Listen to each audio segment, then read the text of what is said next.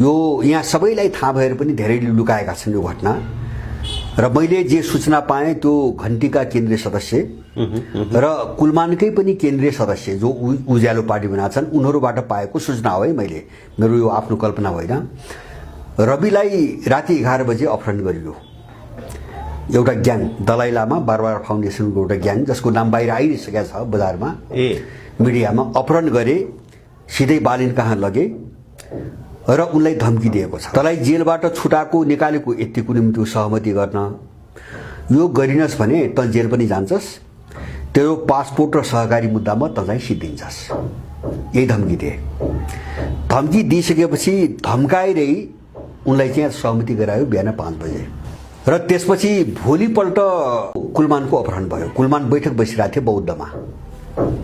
उनकै समूहको बैठक बसिरहेको थियो त्यहाँबाट कुलमानलाई टिपेर रवि र बालेन कहाँ लगियो उन दुईटाको सहमति भइसकेको थियो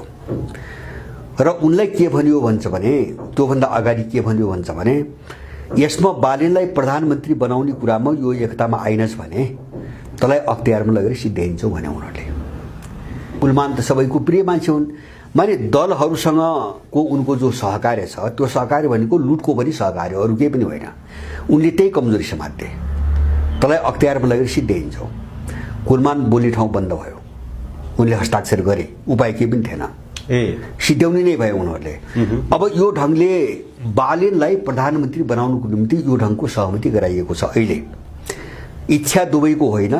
रविको पनि होइन किन रविले चितवनमै भनिसकेका थिए यो विषयमा कुनै भाषा छैन भनिसकेका थिए होइन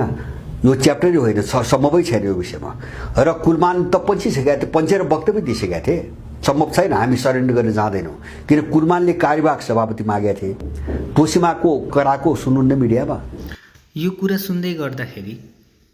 हाम्रो नेपालको राजनीति अवस्था नै पो हाइज्याक भइसकेको हो कि यहाँले त विदेशी शक्ति हाबी भइसकेको कुरा बुझ्न आयो जस्तो कि दुईटा नाम छिर्यो नि त्यहाँ दलाई लामा र बारबार फाउन्डेसन अब यो कुराहरू प्रष्ट बुझ्नको लागि चाहिँ